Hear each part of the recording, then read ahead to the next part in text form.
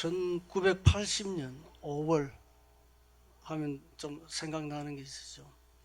우연히도 저는 광주에 있었습니다. 군인의 신분으로. 정확하게 이야기하면은 그 광주에서 한 차로 한 3, 40분 정도 저 산골 지방으로 가게 되면은 거기 이제 뭐 포도 쏘고 뭐 총도 쏘고 하는 그러한 훈련소가 있습니다. 거기서 교육을 받고 있었죠. 쉬는 시간대에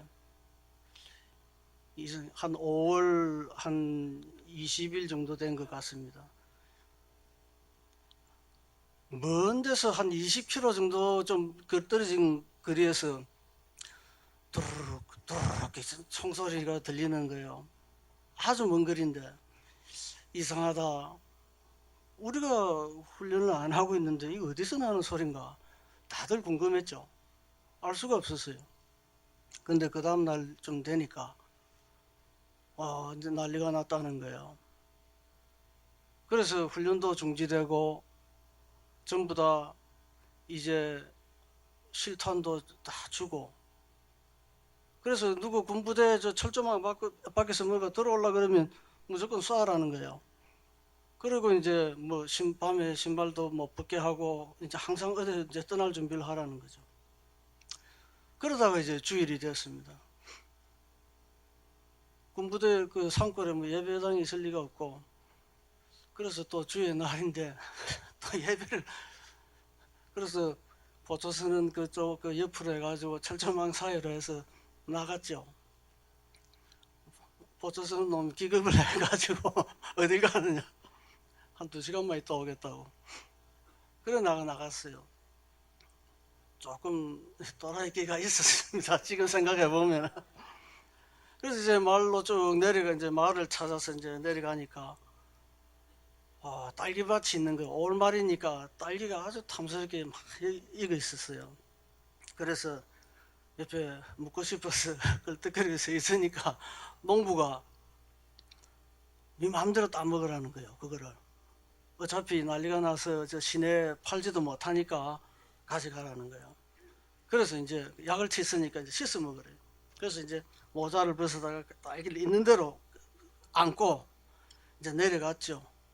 갔더니만 이제 개울이 하나 있는데, 아주 천천히 흐르는 개울이 있는데, 거기다가 그 딸기들을 확 풀었죠. 이제 씻으려고. 그런데 내가 놀라운 사실을 발견했습니다. 딸기가 물에 깔았는 듯 하더만 둥 다 뜨는 거예요. 딸기가 뜨는 줄 처음 알았습니다. 그러더니만 이것들이 슬슬슬슬 흘러내려가기 시작하는 겁니다. 거기서부터 뛰기 시작해가지고 하나 건져 묶고 뛰고 하나 건져 묶고 뛰고 해가지고 한 200~300m를 뛴 것 같아요. 그래가지고 이제 딸기를 거의 다 건져 먹을 때쯤 되니까 마을이 하나 보이는 겁니다. 한 15가옥 정도 되는 것 같은 정말 조그만 산골인데, 그 가운데 하얀 예배당이 하나 있는 거예요. 아침 햇살이 비치는데 은색으로 된데 너무나 아름답게, 그 위에는 십자가가 있는데 황금 색깔의 십자가가 있는 거예요. 그래서 오늘 저기서 내가 은혜를 받을 장소구나 생각하고 다가갔더니만 세상에 그런 예배당, 비닐하우스로 예배당을 만든, 그게 비치니까 하얗게 보인 거예요. 비닐하우스를 쪼가리를 가지고 예배당을 만들었어요.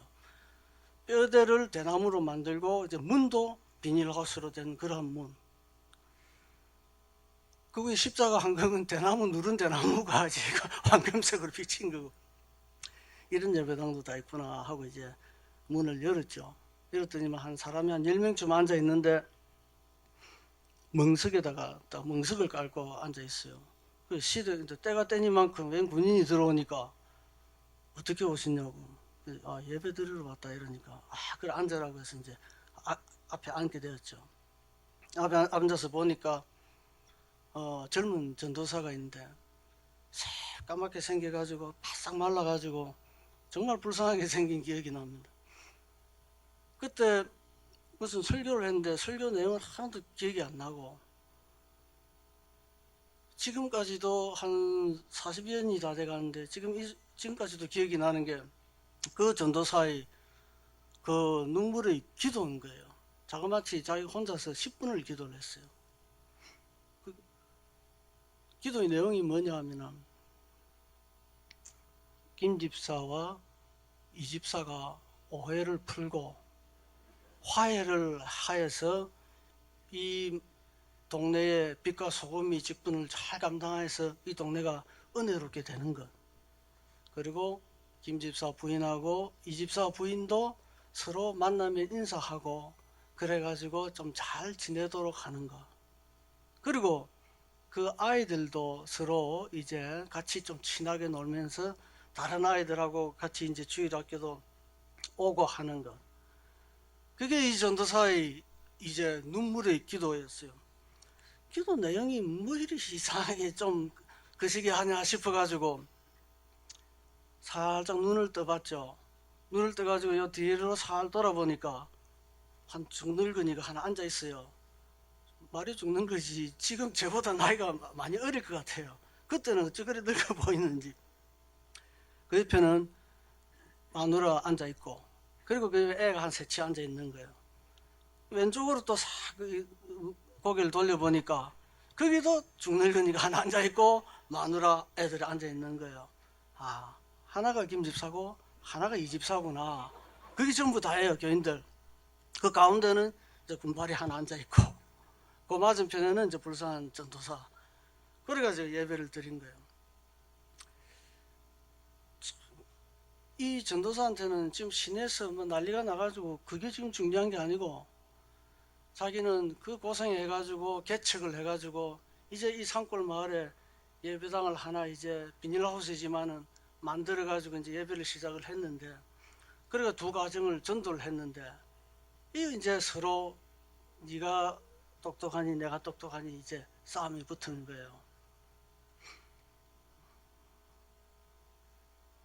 참 그래서 야, 이 아름다운 산골 마을에 참 이런 것도 다 있구나. 참 특이한 것을 제가 보고 왔는데 오늘 이 말씀이 보니까 별반 다르지 않는 것 같습니다. 24절에 보면은 누가 크냐고 이제 다툼이 난 겁니다. 예수님 제자들이 서로 다툰 것은 누가 크냐 이 주제를 가지고 다툰 것은 공간복음에서는 다 나타납니다. 그러니까 마태, 마가, 누가복음에도 여러 번 나타나는 걸 봐서는 한두 번 싸운 게 아닌 것 같아요.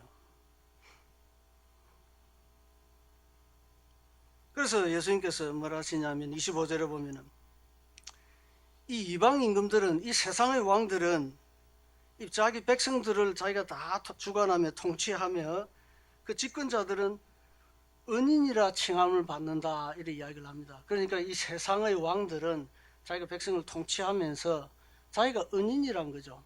내가 너희들을 적으로부터 다 살려줬으니까 먹이주고 살려주고 했으니까 내가 바로 너희들의 은인이다, 구원자다, 수호자다 하는 의미인 것입니다. 그렇지만은 26절에 보게 되면은 그렇지만 예수님은 너희는 그러면 안 된다. 너희 중에 큰 자는 젊은 자와 같고, 즉 이 말은 너희 중에 진정 큰 자가 되려면은 진정 큰 자는 제일 어린 자와 같이 제일 어린 자가 되어야 한다. 진정 다스리는 자가 되려거든 섬기는 자가 되어야 한다고 주님을 말씀하고 있습니다. 이 세상의 왕들은 자기들이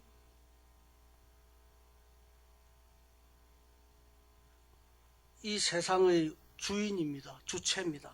그렇기 때문에 우리가 역사를 보게 되면 로마의 황제들이나 안 그러면 일본의 무신 정권의 수장들, 즉 쇼군이라 그러죠.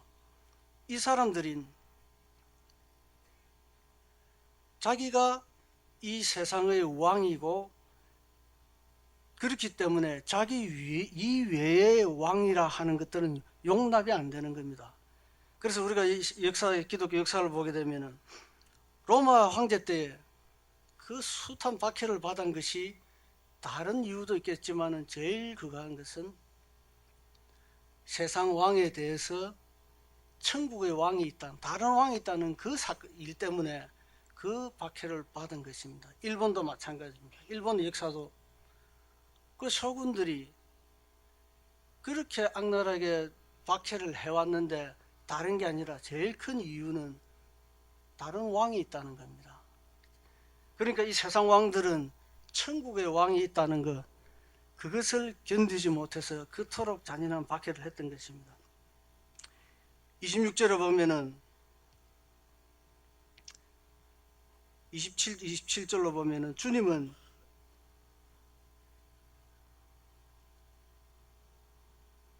섬기는 자로 우리에게 있다고 말씀하십니다. 즉 주님께서는 자신이 창조주지만은 우리를 섬기기 위하여서 인간으로 오셨다는 겁니다. 그리고 또 우리를 섬기려고 그 십자가 대속을 하셨다는 것입니다. 그러시면서 하신 말씀이 28절 29절에 보면은 너희들은 제자들에게 나의 모든 시험 중에 항상 나와 함께한 자들, 나의 이 모든 고난을 너희들이 같이 받았으니까 29절에 아버지께서 나라를 천국을 나에게 맡겼는데 나도 내 받은 천국을 너희들에게 맡기겠다 하신 것입니다. 천국의 상급과 면류관을 내가 너희들에게 나누어 주겠다, 맡기겠다 하신 말씀인 것입니다. 우리는 큰 자가 되려는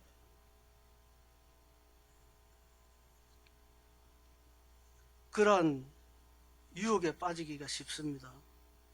우리 인생들은 설령 학벌이 좀 부족하고 돈이 좀 없다, 뭐 건강이 좋지 않다 하는 그러한 것들은 그런 대로 참아갈 수 있지만은 남에게 손가락질 받는 것, 인정 못 받는 것, 남에게 칭찬받지 못하는 것, 그러한 것들은 참 견디기 힘들어하는 게 우리 인생들입니다. 어찌 보면은 자기의 자존감, 자기 자긍심 이러한 것들을 가지는 것은 당연한 이 현상일 줄 모릅니다. 그렇지만은 이게 사람의 이목을 너무 의식하다 보면은 하나님이 보이지 않냐고 결국은 하나님의 진노를 사는 그러한 일들이 벌어진다는 겁니다. 그 예가 사도행전 5장에 있습니다. 아나니아 삽비라 사건입니다. 예루살렘 교회가 이제 성령 충만하여서 이제 예루살렘 교회가 막 부흥하려는 시점입니다. 이때 그 공동체 가운데 바나바가 있었는데 이 바나바가 자기 땅을 팔아가지고 그 돈을 전부 구제하라고 내놓았습니다. 이러니까 모든 사람이 바나바를 칭찬했겠죠.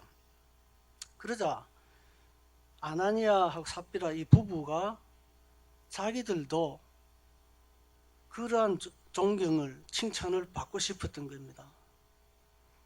그래서 자기들도 땅을 가지고 있는데 그걸 팔아가지고 사람들에게 뭐라고 했느냐, 1억이면은 1억어치 이제 땅을 팔았는데 1억을 받았는데 5천만 원을 자기가 숨겨놓고 5천만 원 가지고 내놓으면서 이 땅값 전부 다 내가 저 땅값 다 내놨다, 이렇게 거짓을 이야기한 거예요. 김장로한테도 이야기해가지고 거짓말하고 박근사한테도 하고 이집사한테도 하고 그래가지고 만난 사람 거짓말 다 하는 거예요. 자기 자신 속이죠. 온 교회 사람들 다 속이죠. 하나님까지 속이려 하다가 참 죽는 그러한 일이 벌어진 겁니다. 뭐 그렇다고 해서 아나니 삽비아가 뭐 천국에 못 갔다 뭐 그렇게 이야기하시면 그건 또 아닌 것 같습니다. 하여간 여기에 베드로가 뭐라고 책망하느냐 하면은 4절에 보면은 땅이 그대로 있을 때는 네 땅이 아니며 판 후에도 네 맘대로 할 수 없느냐 이 말입니다. 무슨 말이냐면은 아나니아 삽비라야, 너희들은 참 정말 이해가 안 되는 사람들이다. 땅을 안 팔았으면 그래 계속 네 땅일 거고, 땅을 팔았으면 그 돈 있는 거 그건 네 돈인데 뭐 한다고 그 이상한 짓을 해가지고 이러한 죄를 짓느냐 하는 겁니다. 1억에 팔았으면 1,000만 원을 헌금하든지 2천만 원 하든지 안 하든지 네 맘이다 이거예요. 근데 왜 이 이상한 짓을 했을까요? 예루살렘 이 교회 안에서 큰 자가 되려고, 사람들에게 잘 보이려고, 칭찬받으려고, 그 욕심에 이상한 죄를 짓고 말았던 것입니다. 정말 생각해보면 참 이 부부들은 무슨 여기서 무슨 도둑질 한 것도 아니고 무슨 사기를 친 것도 아니에요. 자기 돈 있는 거 땅 팔아가지고 돈 내놓은 것 뿐인데 결국은 사탄의 그 유혹에 빠져서 이상한 일이, 참 비극이 일어난 거죠. 우리는 지금 이렇게 짧은 시간에 또 마음이 하나 돼가지고 참 우리는 지금 이제 앞으로 또 은혜로 이전을 해야 되는 부분이 있습니다. 공사도 해야 되고 이사도 가야 되죠. 이러할 때에 김 장로님은 죽어도 내 뜻대로 해야 되겠다. 박 근사님은 또 내 생각대로 해야 되겠다. 이 집사 내 생각대로 해야 되겠다. 만약에 그러한 일이 되어진다면은 지옥이 되는 겁니다. 우리 아시죠? 빨간 물감, 파란 물감, 노란 물감 요거 합하면은 휘저으면 어떻게 되는 거 아시죠? 검정되죠, 검정. 반대로 빨간 빛, 노란 빛, 파란 빛을 이걸 합하면은 무슨 색깔이 되는지 아십니까? 예, 흰색이 되죠. 김 장로님의 생각에 박근사님이 이야기를 하게 되면은 자기를 비우고, 자기의 생각은 색깔은 가지고 있습니다. 그렇지만은 자기를 비우고 그 의견들을 수렴해서 받아들이고 이렇게 하다 보면은 이게 천국이 된다는 겁니다. 하나님께서 자연의 이치로 또 우리에게 또 가르쳐 주시는 것 같습니다. 자기를 앞세우려는 생각, 자기가 찬사를 받으려는 생각, 이런 생각들을 우리가 삼가 조심해야 할 줄 압니다. 우리는 여기 해봐야 200명도 채 안 됩니다. 여기서 1등을 하든 꼴찌를 하든 아무 상관도 없고 아무도 인정해 주지 않습니다. 이뿐만 아니라 역사 인간들을 200명이 아니라 2000명, 2만 명, 이 역사 인간들을 다 조아 모은다 하더라도 다 하나님의 창조물일 뿐입니다. 주님의 창조물이죠. 그들의 모든 인정보다도 이 모든 자를 만드신 창조주 하나님, 앞으로 영원히 같이 살 영원한 왕, 이분의 인정이 중요한 것이지 인간의 이 무리의 인정을 우리가 그걸 탐해가지고는 안 된다는 것입니다. 오히려 나중에 조만간에 주님 앞으로 우리가 평생을 믿는 생활, 신앙생활을 하고 나아갔을 때에 너는 너의 만족 때문에, 너의 인정, 사람들의 찬사 때문에 이런저런 신앙생활을 했다고 이렇게 대속 주께서 그렇게 책망하신다면은 어떻게 하겠느냐는 겁니다. 이 점을 우리가 고민해 봐야 됩니다. 아나니아 삽비라 같이 그 희생을 자기가 치러 놓고 오히려 책망받는 그런 형편이 된다는 거죠. 결론 짓겠습니다. 30절입니다. 너희로 내 나라에 있어 내 상에서 먹고 마시며 또는 보좌에 앉아 이스라엘 12지파를 다스리게 하려 하노라. 주님께서 목표가, 계획이 계신데 여기서 1등하는 그런 게 아니고, 여기서 큰 자가 아니고 주님의 나라에서 제자들이 마태복음에는 12보좌라고 나와 있습니다. 전부 다 보좌에 앉아가지고 천국을 통치하는 것이 주님의 목적이란 겁니다. 천국은 모든 자들이 우리가 성경을 읽어보면은 평등한 나라가 아니에요. 성경에 보면은 뭐 아이가 뭐 독사에 굴에 손을 집어넣어도 상하지 않고 뭐 눈물과 그런 것들이 없는 나라, 없는 곳이라고 되어 있는데, 그것은 천국이 온전히 하나님의 뜻대로 통치된다는 거지 평등한 나라를 의미하는 것은 아닙니다. 오히려 반대로 성경은 수많은 부분에서 상급이라든지 면류관 이야기가 나옵니다. 어쨌든 어떠한 형편이 될런지는 모르지만 결국은 하나님께서는 반드시 우리의 삶에 대해서 천국에서 계산을 하신다는 겁니다. 천국은 민주국가도 아니며 공화국도 아닙니다. 하나님의 왕국입니다. 주님의 왕국이죠. 이 세상에서 그 왕과의 관계에 따라서 우리의 천국이 주님의 그 보응이 이루어질 것입니다. 주님은 우리들이 이 세상을 살아가면서 여기에서, 이 땅에서, 어쩌면 이 공동체에서 큰 자 되려는 그러한 것이 아니고 주님의 나라에서 제자들과 마찬가지로 자신과 더불어서 자기의 나라를 다스리게 하는 것, 진정한 천국의 큰 자가 되기를 원하시고 계신 것입니다. 오후 예배에 피곤하신 가운데서도 오신 우리 성도 여러분들께서도 이러한 주님의 계획을 한번 고민하면서 우리가 이 교회, 예루살렘 교회와 같이 이제 참 도약하며 이제 우리 심령이 소생되어 가는 이 시점에 뜻하지 아니한 그러한 이상한 일들을 우리가 당하지 않고 참 하나님이 기뻐하시는 그러한 교회로 나아갔으면 하는 간절한 바람입니다.